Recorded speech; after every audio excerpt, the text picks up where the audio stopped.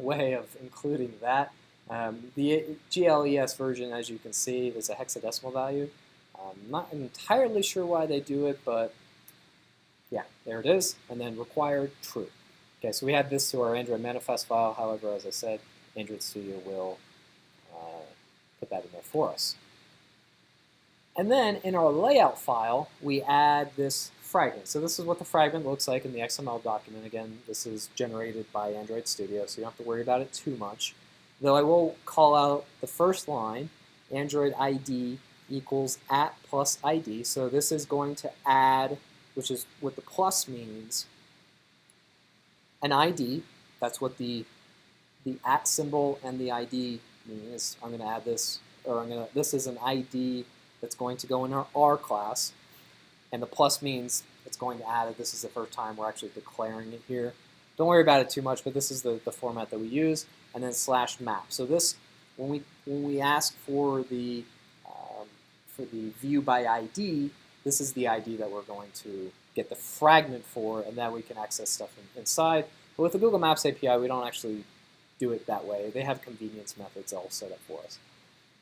And then finally, the last one is kind of weird. It's tools::config and then my package name for my maps activity. This is just the main activity that gets called or that gets generated by Android Studio. This is almost exclusively for the interface builder to basically tell, who's the controlling activity for this. And so it really doesn't affect logic too much, but when you pull up that interface builder, it knows what class this is associated with.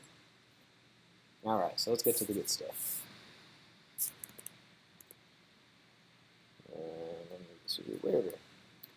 Okay, so the first thing I'm going to do is start a new project. And my application name is going to be called BSU Maps. And I think that's 4, right? Here's the fourth example. And we're just going to accept all the defaults until we get to the templates here. And previously we've always selected the blank activity, but for this case, because we want Android Studio to do everything for us, we're going to do Google Maps activity. And this is the selection that generates all that code for us, puts the stuff into our Android manifest file, etc., etc. So this is the one we want to choose. You can, of course, add Google Maps after the fact, but it's a lot more tricky because you have to follow those 5 or 6 steps. And with this one, we just have to do one more step. So let's go ahead and select that. It's going to ask you for your main activity. It's just going to call it Maps activity. For this demo, this is fine. And this will take a second to resolve dependencies, build code. Gradle, again, is our build system that we're using. So this is this pops up again. I'm going to just talk about this for 2 seconds, but unregistered VCS, this is version control system. So this is Git, this is SVN or Subversion, this is Mercurial, this is you pick your VCS VCS of choice. Just by clicking Add Root, it'll automatically add this project to your Git repository and a whole bunch of other things. You can click on Configure to get more information and set the different things. But let's just go ahead and click Add Root. And so the first screen that it looks like it popped up, I'm not sure if this is showing on other people's screens.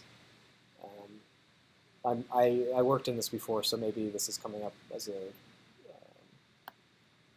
So I'm going to switch over to presentation mode. Oops. Okay, so hopefully this is what you're seeing, because this is the screen that's the most important. This is in your res folder or your resources folder under, I think, Google Maps. And if I had my... Yeah, so there is a values folder, and under that is Google Maps API. So clicking in there will bring you this if you do not see the screen already. But this brought it up by default. And if you actually read these instructions, which you can if you want, what it's saying is you need to create that Google Maps API. And the API is essentially a key to use so that you can download these tiles. let's go ahead and run this code as is. I have a few emulators running. Let's just use that one. And we'll see what happens when we try to run it as is. And let me switch over to that emulator. And that's not the emulator. Access 5. I got way too many emulators running. Nope, that's not it. I mean, that is it, but it's a different. Let me just close these because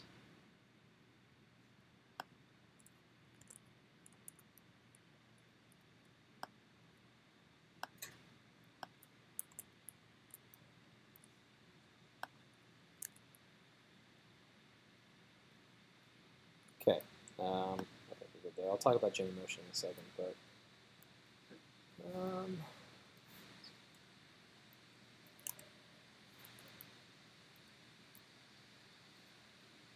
let's try this again. I'll just launch this.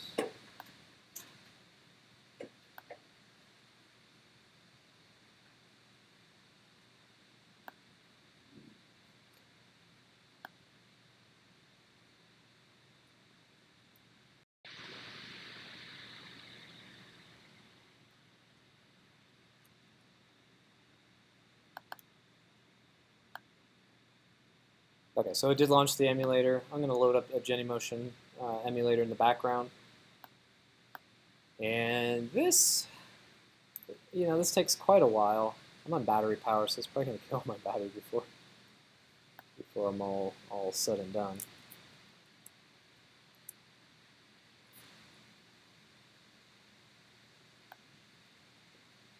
Okay, so I found when you launch the emulators, you actually have to go back to Android Studio and run it again for some reason. I don't know why.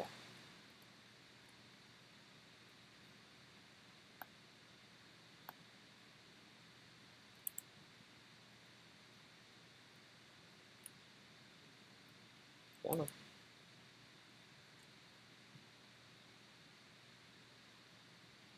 Insufficient storage, eh? That's interesting.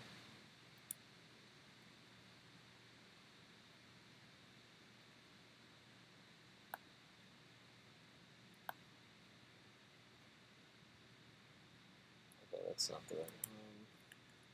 Let me do this real quick.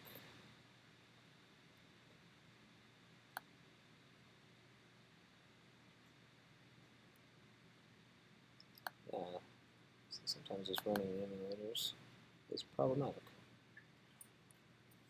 So don't feel bad if you guys have issues with your emulators. Like, I always have issues. Like, I either have to restart them or I have to recompile the code and run it. And nope, that's what we're trying to get to. So yeah, there shouldn't be a map coming up yet.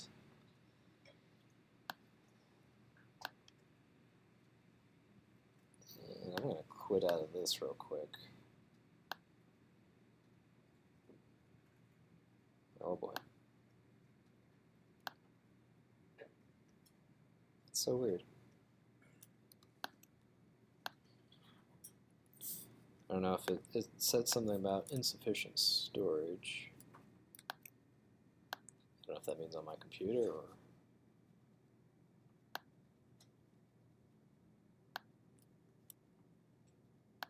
I was just running these things.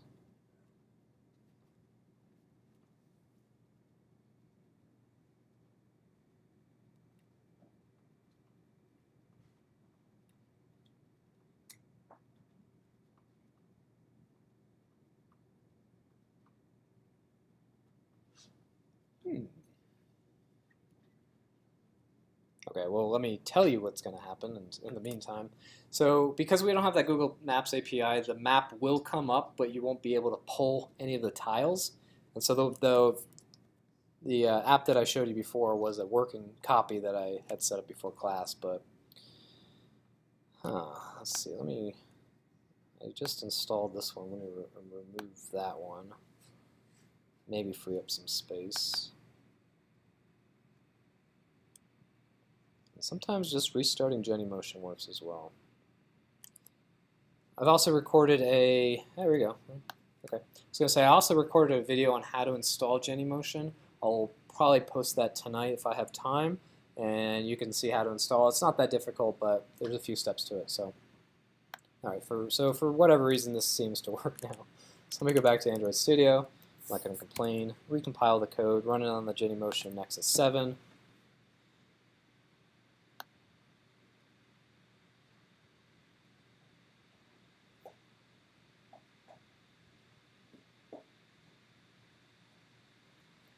And actually switch over to it so that it pulls up when it launches.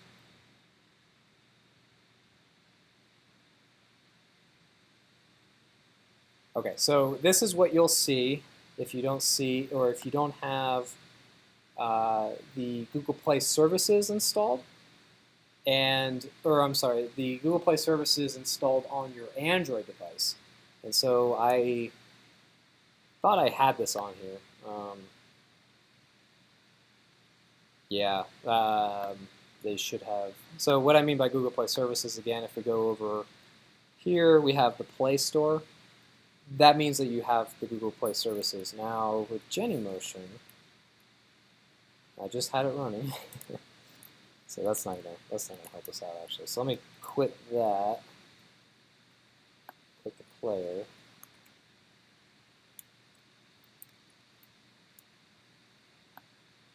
Right, let's try my Android virtual device again, because that's the one I wanted to use in the first place. If you want to try to use Genymotion, not that you want to use it after today's demo, but genymotion.com, click in sign in, and you can go ahead and create an account. And this is my account. You can just hit create an account there, sign up, it's free. And then once you do that, you can go to pricing, individual, and get started. You click on that and it'll allow you to download the application. So while that's loading, I guess I can sign in to download it. Okay, so once you sign in, you'll be able to go to that page. So you can download it for Mac, you can download it for Windows, Linux, whatever you want. And then also you have to install VirtualBox, though I don't know if they've updated that.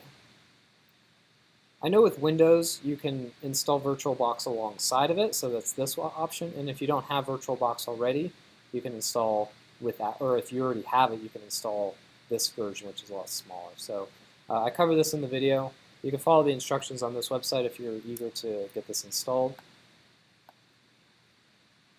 Let's see if this actually works this time. So I have to rerun this. Yeah, I don't know, man. I'm all sorts of problems today with emulators.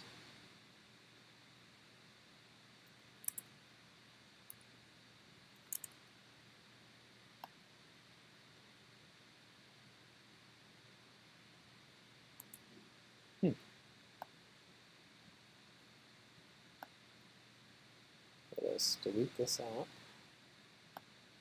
Actually, what's the name of this application? So, strings.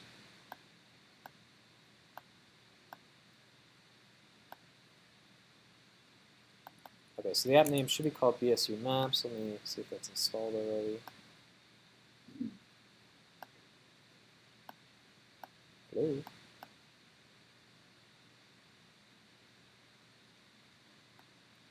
I think my emulator locked up on it.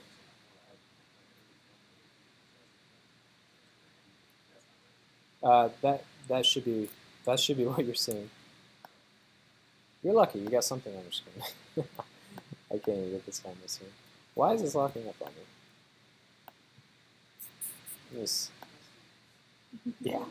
No, I swear I just did this like before.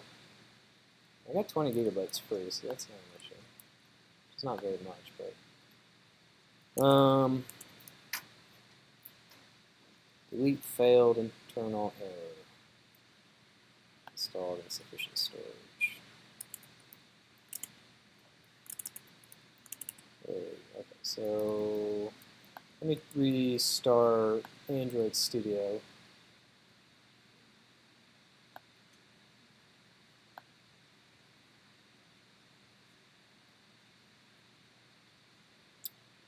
Okay, so Android Studio, please.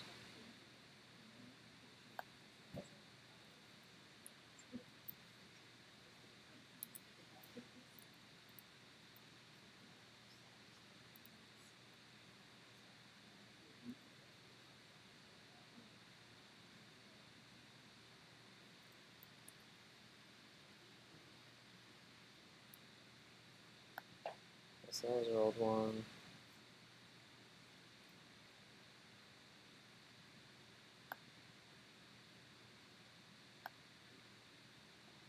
Let me start this emulator.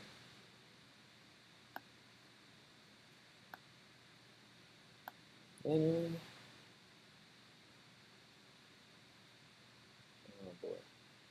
I've already installed this.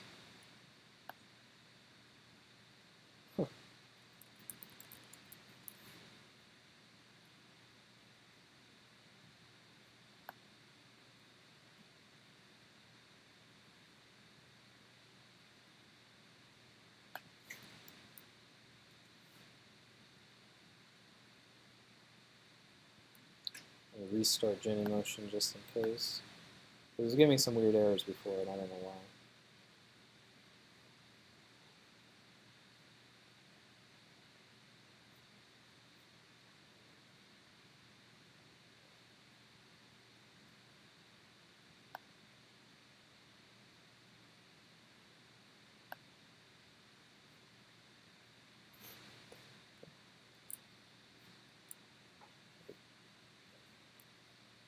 Now there's something wrong.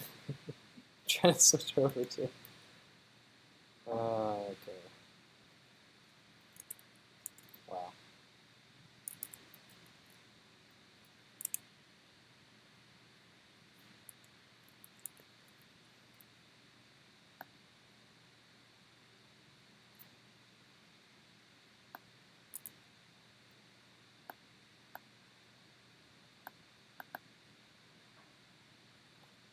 This doesn't help if we can't run our app.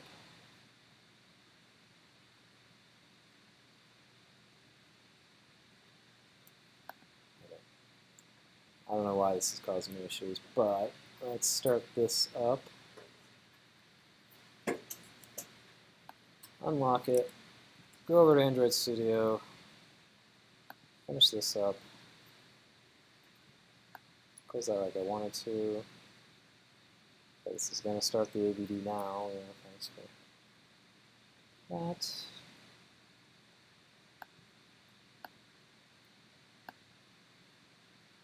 Okay, so Genymotion, Nexus 7, please.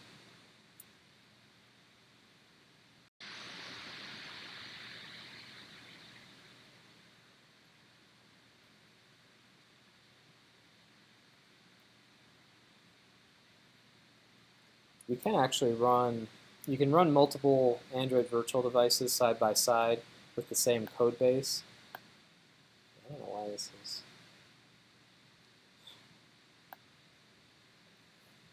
In case you want the apps to talk to each other.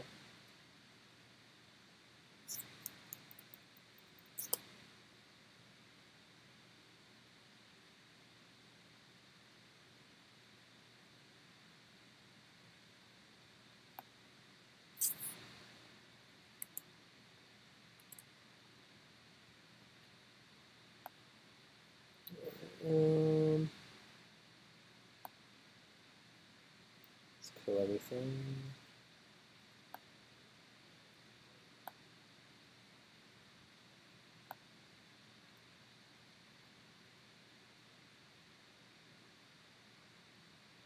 Insufficient storage.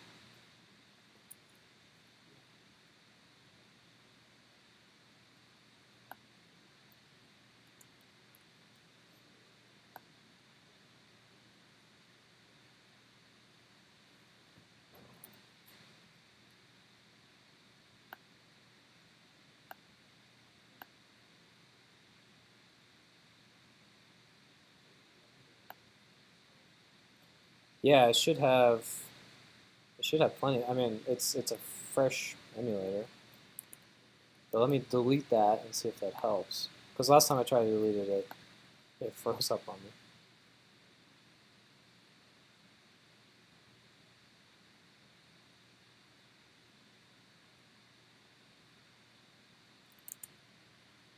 Okay. So deleting the app that was in there, even though it had a different name, or at least title on it, seemed to work. Okay, so this is what you should see when you first install it. And again, it'll say in the bottom left-hand corner, Google, so you know that the map is there. And you could click and drag around, and maybe that does something, but there's no tiles that display. And if you're wondering why, you can figure that out in the debug. Where's my...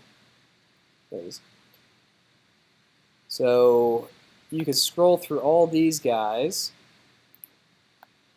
or you can search on Google Maps Android API, like we showed you last class, and see that, okay, it did find the Google Play Services client, and this is the version, 8.4.87, I believe is that actual number.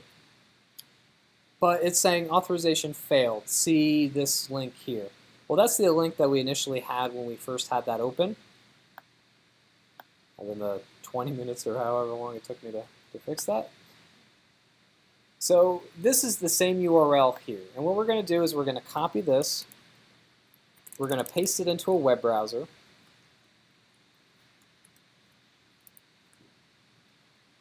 And hopefully that's...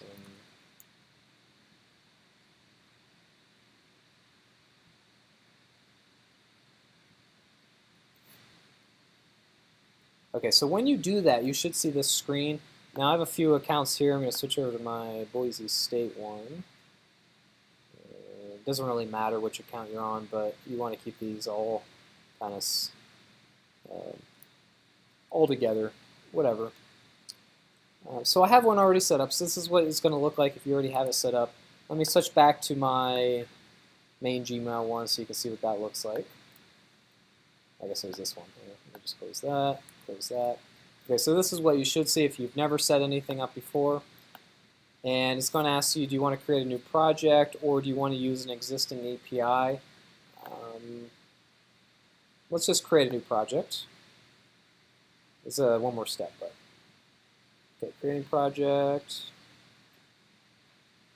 Gotta wait for this thing to enabling the API. Okay, the API is enabled, so now I'm going to go to credentials and give it a name. I'm going to call this BSU Maps.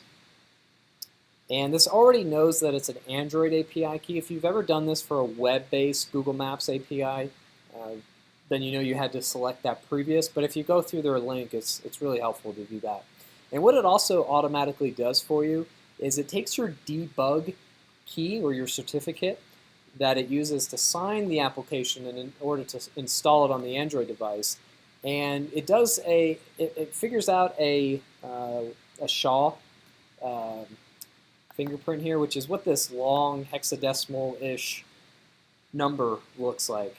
And the way to get that is on the command line, key tool, list, v, key store, and then the key store, and that usually lives in your, on the Mac, it lives in your user directory under, I think, .ssh, I think, but you don't have to worry about that. Actually, it's .android, excuse me. But you don't have to worry about that. That's the way to do it manually. That's the way that we used to have to do it. By clicking on that link, Android Studio already made that command, put it in the comment in that code. This is it right here. And it's pretty much the same on everybody's computers, but that's the fingerprint that we need. This is the most important one here, is the package name. This package name is defined in your Android manifest file at the very top. So manifest package. And so mine ends with BSU Maps. Now if you go back over to that page, you can see here's the package name as well here, and you probably can't see that. Let me zoom in a little bit. Maybe you still can't see that. And so that's the most important part, because when it goes and requests map tiles, it's going to use this package name. it's going to use this special API key that you're going to get after you hit create, and it's going to request this. And so it's all based on this API key, and at any point Google can revoke your API key and your app stops working. And really only the reason they do that is if you abuse it or you make way too many requests, and they'll charge you for it, but for whatever reason they can turn that off rather than just letting anybody request it. Okay, so there it is. I copied and pasted that key. I can do it again here. And then switch back to Android Studio.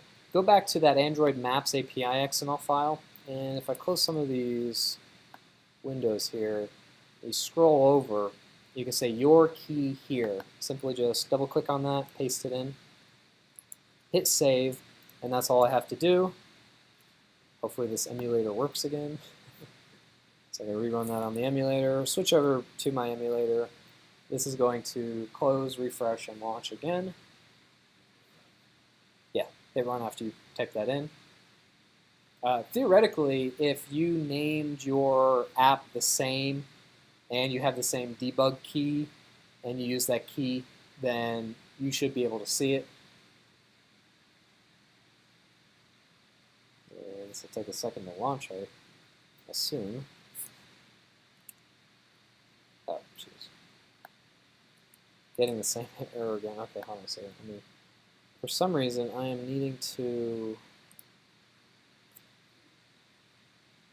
delete it, but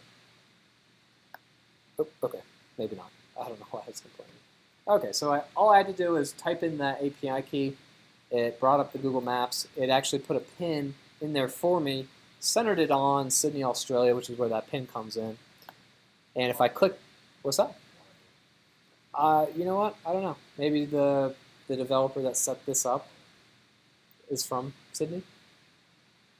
Yeah, I thought that was kind of interesting. But so clicking on it, it has this little pop-up that says marker in Sydney. All right, so let's take a look at the code to see where that actually is getting generated. And we only have one Java file in here called maps activity. Remember that was created initially.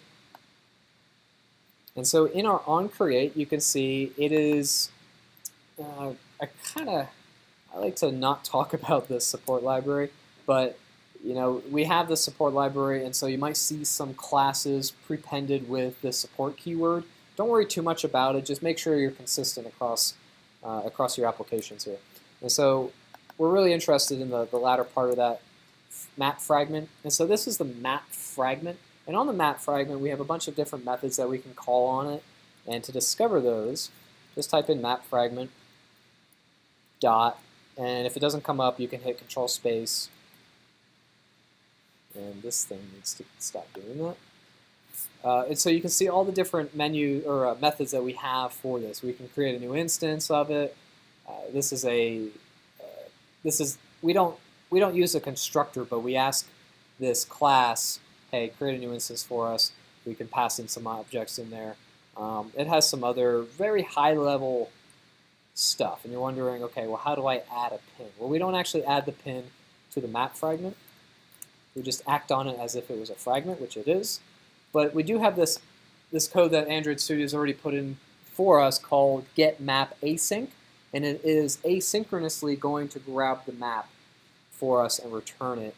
And what this allows us to do is continue on with our code and have a background process working in tandem to launch the map, execute the map, do all the things that it needs to do for the map, because the process could take, I don't know, 100, 200 milliseconds, which is quite a long time for a process to take. I don't know how long it takes, honestly, but that's why we do it asynchronously rather than synchronously, which would be the other way to do it.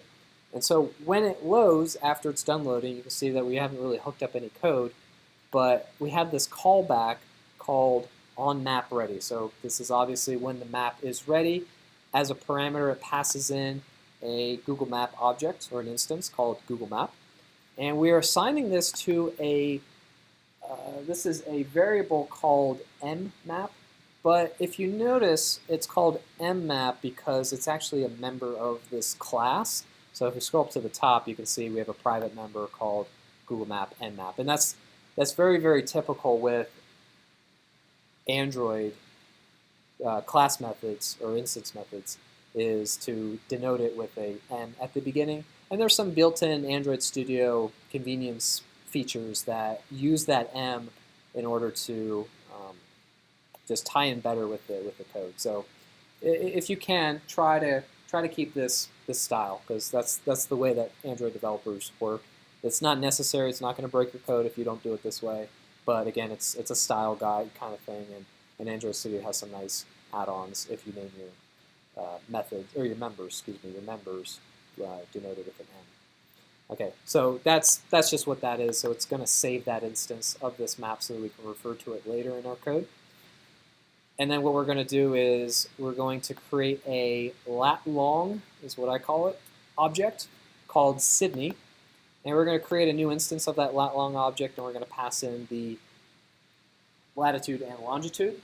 The latitude is -34 and 151. There are many, many ways of getting these values. Genymotion has a great way of doing this. If I don't have a Genymotion map, let me do it. Yeah, I do. Okay. So Genymotion, if you click in the top right-hand corner where it says GPS, you click on that, you can turn on Genymotion's GPS, and it has a latitude, longitude here, but it also has a built-in Google Maps window. Let me show you these side by side. And for right now, this is putting it, it almost looks like there's nothing there, but if you zoom out a lot, you can see this is kind of in the little crook here of Africa, the continent of Africa. And that is 0, 0, if you guys are familiar with latitude, longitude. And so if you ever place a map on, or place a pin on your map, and one, it doesn't show up, or two, it shows up here, that means you're not actually setting the pin, and so it defaults to 0, 0. That happens to me all the time. I'm trying to add a pin in downtown Boise, and it just doesn't show up. And then I zoom out of the map all the way, and there's a pin sitting in the middle of the Atlantic Ocean here. So, you know, that could happen. But let's say I do want to put into Boise, Idaho. Actually, I don't know where Boise is. That's probably like, I don't know, closer to Missouri. Wyoming. Yeah, so that's usually where it does start off in, but for some reason mine started off at 0, 0. And so you can click around this map and place it strategically. Okay, my geography is wrong here, because apparently Boise's in western Idaho. Who knew? Okay, so I'm just going to put it there. And you can see this is the GPS location of that, so what I can do is copy and paste that here. And so even though we're not using Genymotion, we can use its feature for getting latitude and longitude. So the first one was the latitude, and then the second one is the longitude. And that's usually the case when you're dealing with GPS coordinates. Latitude first, longitude later. And so that's a good way to remember which order these go in. And I'm going to rename this to Boise.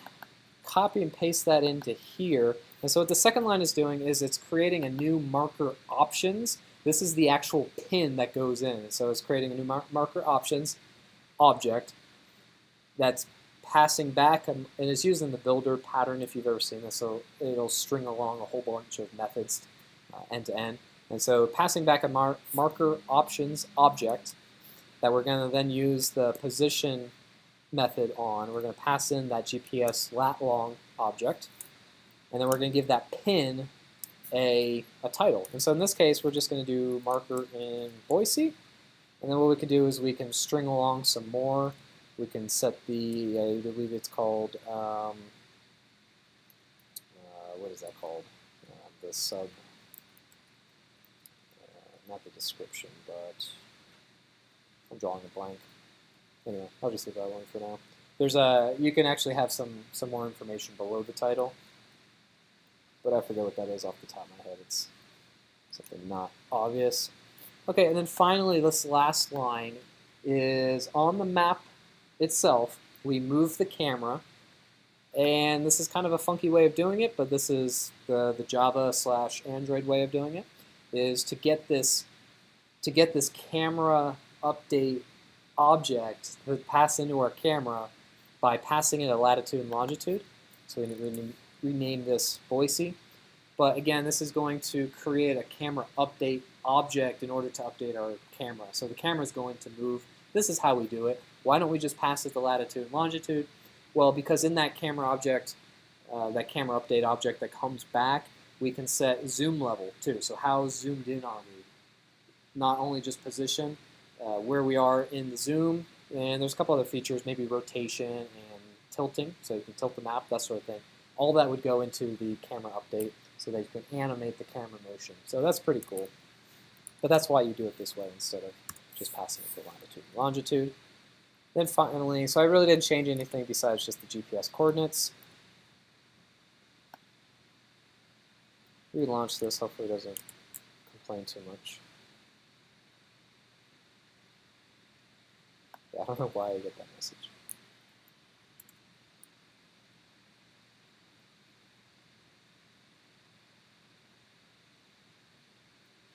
Okay, reinstalls it, and here we go. And so now, instead of in Sydney, Australia, or if you're using the Genymotion app, Iceland, then you can do this. But you can see now it's in Boise somewhere. But how do I zoom in on it? Well, you can double click on it, and that's one way of doing it. But how do I zoom out? Well, on the Android virtual device, if you double click, hold, and then move your mouse up and down, so let me do this, double click, hold, and then if I move the mouse up and down, you can see that I can zoom in and out that way. So if you're confused on how to ever do that, you can do it that way, or you can double click to zoom as I've been doing before. Now let's see where we place the map, or the pin on the map. So somewhere on Vista, on the Boise bench maybe. And so that's one way to do it, but I don't want to have the user clicking and dragging and all this fun stuff, or I should say pinching. This would be the equivalent of two-finger pinch and zoom. I want to give them controls, and so how do we do that? Go back to the code. If you remember, we have the reference to our map object. This is the map object itself, not the containing fragment, and so now we can tell the map to do things. The first thing we obviously did was add a marker to that map. Another nice thing, by the way, is by prepending all of your variable names with M, you can get all of your members easily that way. So all these things that come up, I only have one member, so that's the first thing that comes up. But so map, and one way I like to do this is I can just do the set. I can type in set, and so I can see all the things I can set. So these are my setters, obviously, but these are all my setters on the Google Map, and so I can easily discover the capabilities that this Google Map has. So for example, traffic enabled. I can look at a Google Map with the traffic report, and with heavy congested areas, I think it turns red. For areas that are not congested, I think it's green. I'm not sure if Boise actually has traffic data, but we can turn that on. We can just say set traffic enabled true. We can do this again. I'll just copy this because we'll be doing a bunch of it. My location enabled. Yeah, sure, let's do that. Let's set that to true. Map type. This is the interesting one, which you saw in the very first build that I did, where you actually saw a map. Is I can do map type. These are constants based off the Google Map class. I can do map type satellite, map type hybrid, which is a hybrid version of the satellite and the normal map with streets and everything. So let's go ahead and do that one. What else should we do? We can have 3D buildings enabled by selecting that one and turning that on. Indoor enabled.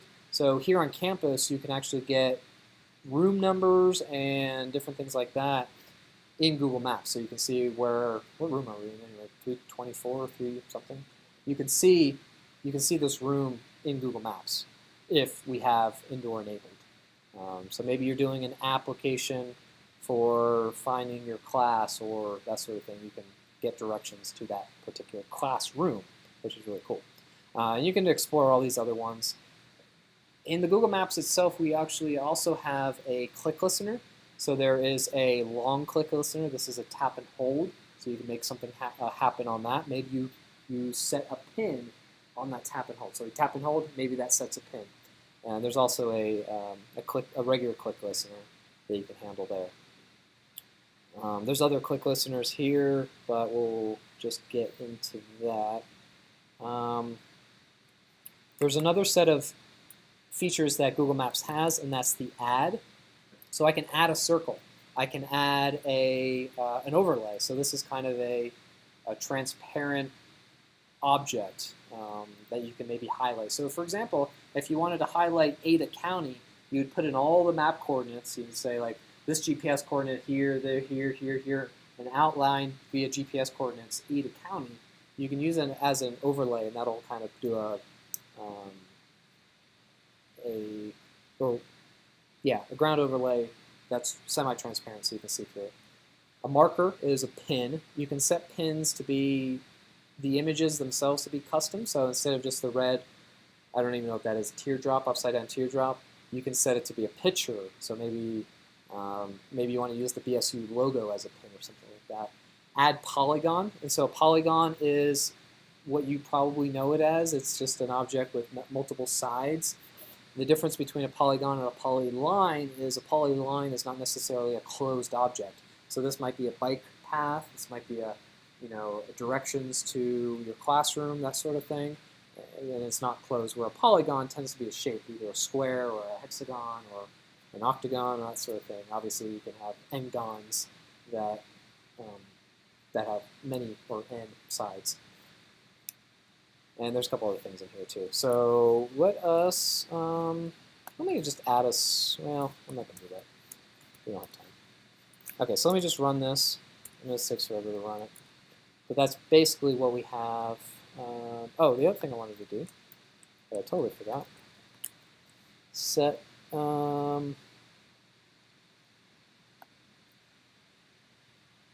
do that while it's loading up here. Oh, jeez.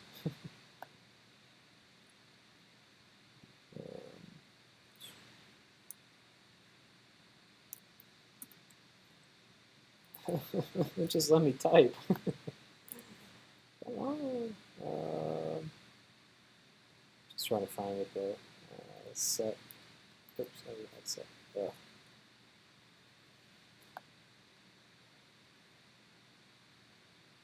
I'm looking for the controls.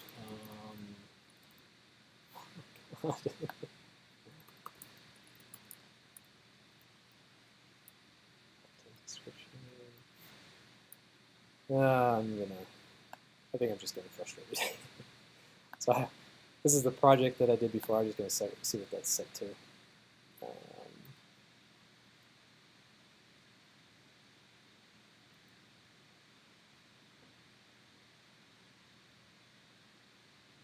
Oh, okay. I'm sorry. Yeah, that's all contained in the API settings. That's why I couldn't find it. Okay, so we have this other thing that I was going to talk about, but I skipped over by accident. Get UI settings. So this was in the bottom of that set list there because it contains the word set.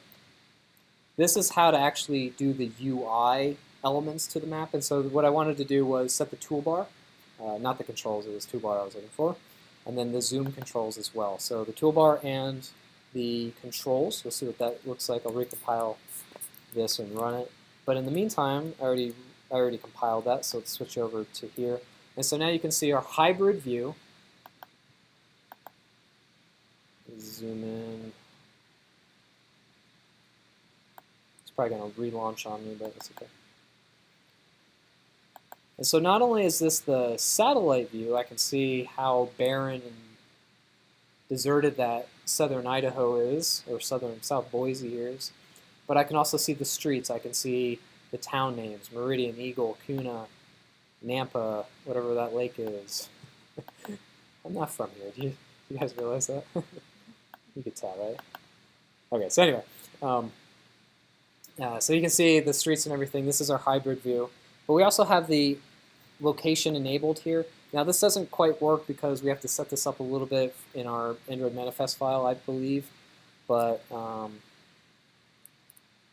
I think I have to wrap it in another if statement. Did that ever launch?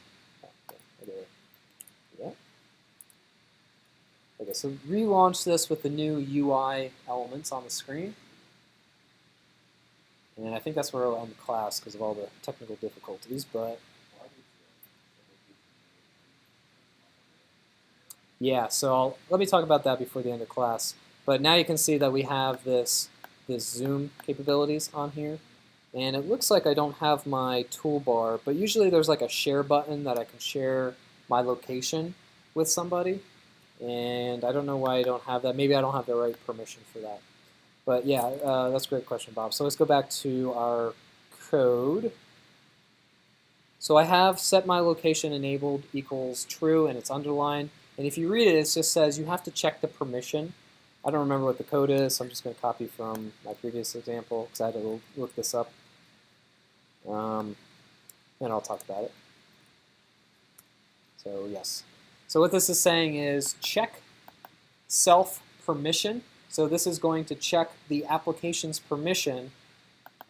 This is the context that I pass in. But the most important thing is here is the Android manifest permission access find location is equal to or is equivalent to package manager dot permission granted. So what does all that mean?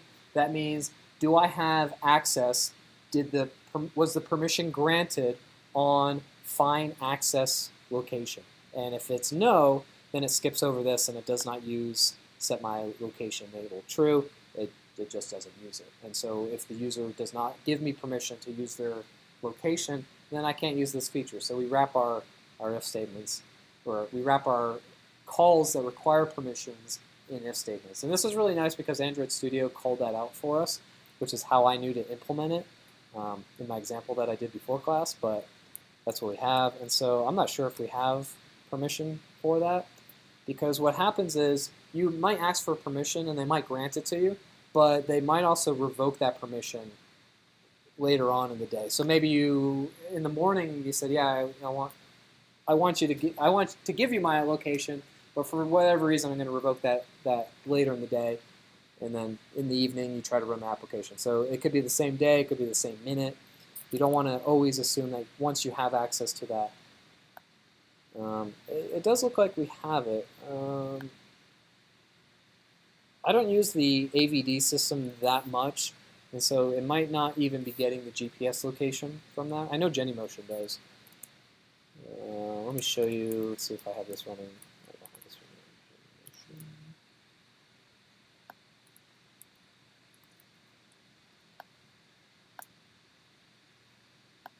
Yes, I got 14%. So this is kind of cool because Genymotion actually uses my computer battery, which is at 14%, which is plenty for me, but you actually used that and popped up a notification that, hey, you have 14%. If I want to override that, I can go up here, I just click this button up here, and raise that up to 80%. And so if your app has a low battery warning, you can use that feature of Genymotion.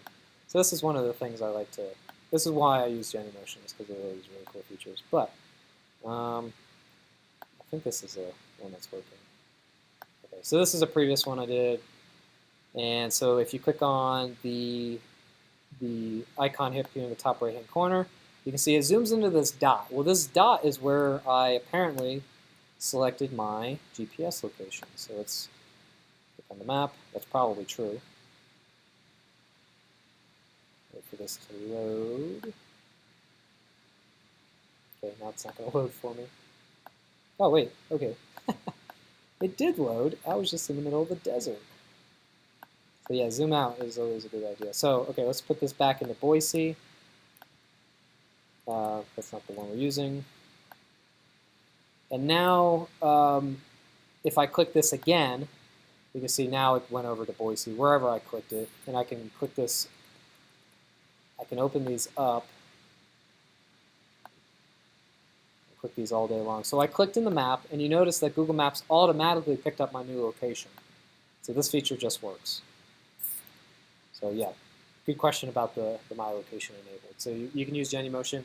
And again, I'll post the Genymotion install video tonight so you can start playing around with Genymotion.